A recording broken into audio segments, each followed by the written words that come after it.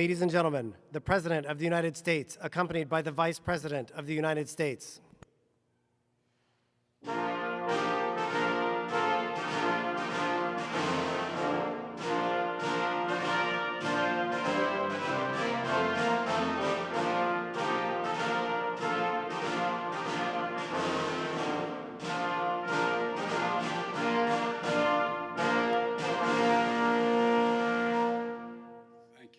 Every time I hear that, I wonder when he's coming.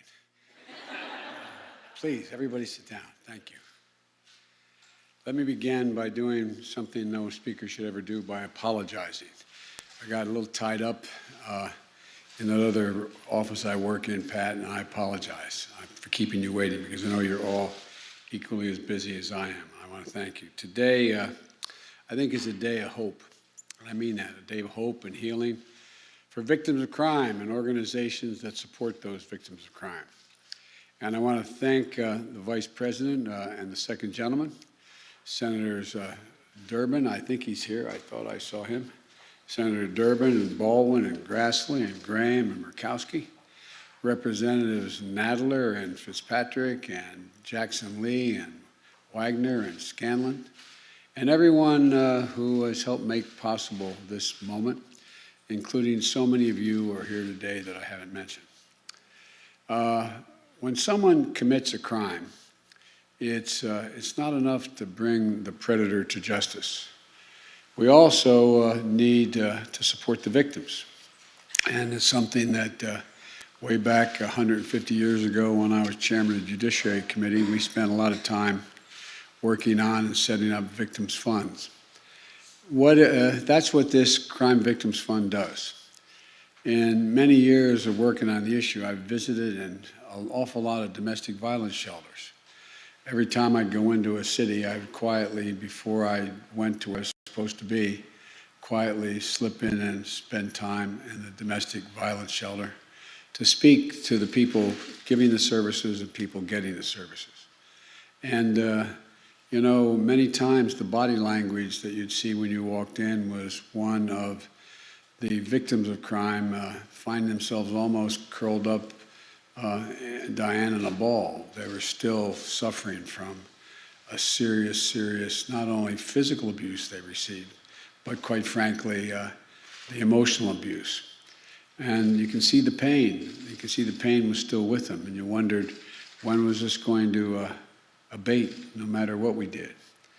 According to the CDC, and I think Senator Feinstein remembers, I got in trouble because when I was pushing the legislation way back in those days, I said, I'm convinced that women who are victims of domestic violence suffer from post-traumatic stress no different than a soldier being shot at regularly.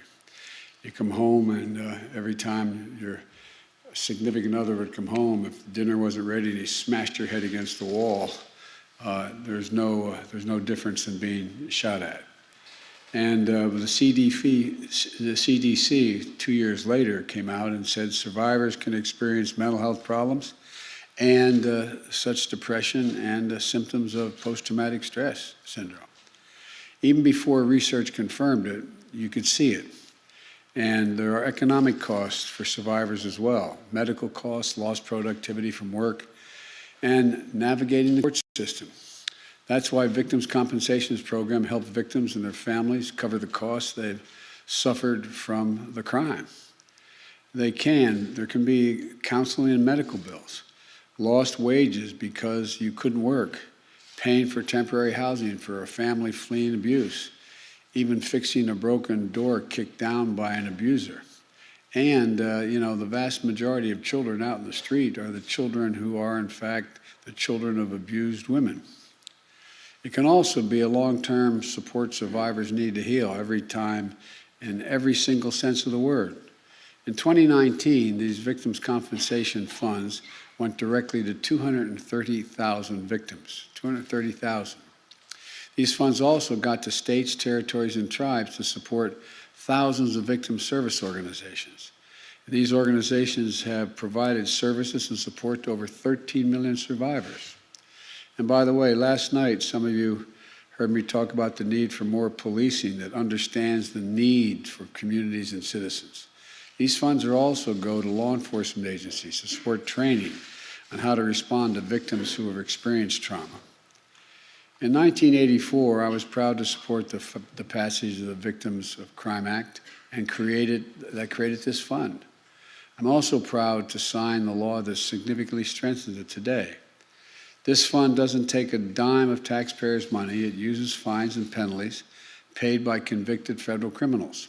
However, fines from what are called non-prosecutorial agreements or deferred prosecution agreements did not go into this Victims' Crimes Fund in the past.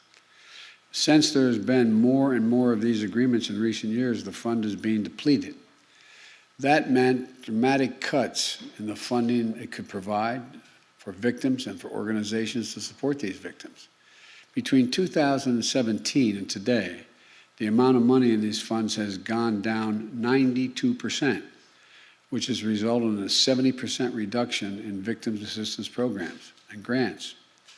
This means that for a lot of victims, the help they need isn't there any longer.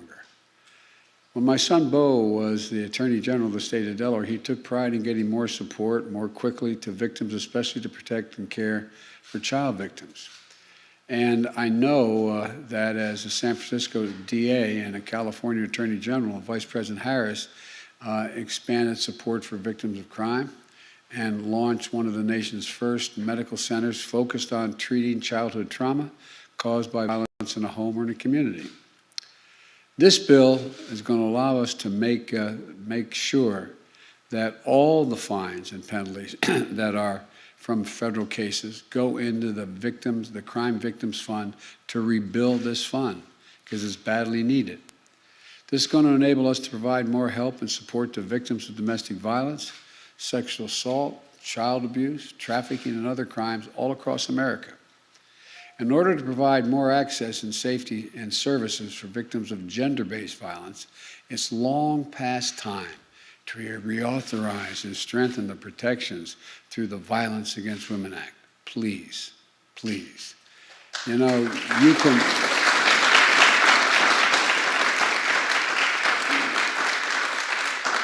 I know from experience you all can come together in a bipartisan, bicameral way and to pass this bill. We need to do the same thing to reauthorize the Violence Against Women Act without further delay. You know, after these changes in the Victims' Crime Act passed this week, a leader from one of the state's coalition against domestic violence sent a letter to our national organization. And she wrote about working in a shelter where their ability to serve people rose and fell based on the fundings of victim services. She told the story of a client she lost to domestic violence homicide because the budget cuts left them without space at the shelter or staff needed to help this particular woman. Upon learning about the law I'm about to sign today, she wrote, and I quote, "I think about her every day. This is going to be truly life-saving," end of quote.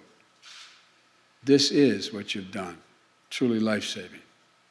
In closing, I want to thank those angels working in the front lines to help these victims, especially during this pandemic that's made the work both more difficult, more in demand, and more dangerous. And I want to thank the advocates who mobilize and bring together these important changes in the law. There are thousands of people out there who may not know about the work you did to get this bill passed, but they'll know that they're getting the help they need to put their lives back together and move toward healing and toward justice. I'll now have the great honor of signing the bill, and I'd invite the sponsors to come on up and stand with me if you're willing.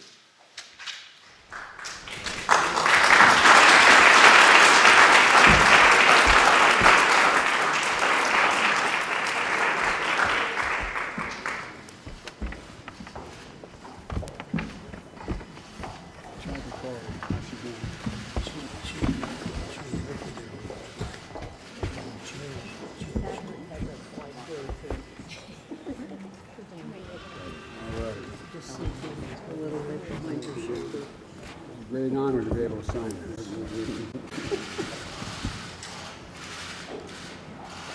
We're honored, Mr. President. Now, I'm not good at doing what Barack used to do, say Barack Obama and use 9 pens to do it. But I'm just going to hand you all. And you're not going to know which one was signed. Let me get the rest of them. There you go. Shall I be polite or grab? No, you better. You want it handed to you by the If we're president. short any, I'll give this, yes. Somebody back here, Mr. President. we got 2 more. I'll get one later. No, I think they, We should have one. do we have, who doesn't have one? He's got one in his. I don't I know. got one of my, We've got Great more with that signatures. paper. You can read your name down the line. anybody who doesn't have one, I promise you. Me. I gave them away. Hey, Steven, you have one of my pens? Come here. Yeah, there's one coming.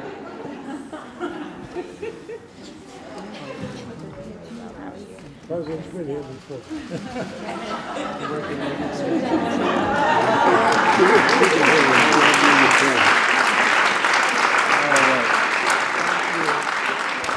Did you get a picture? You got one? All right. Everybody in? Look this way. Which way are we looking? Look right there. Wait, See everybody? I'm gonna sneak down. Can you be seen?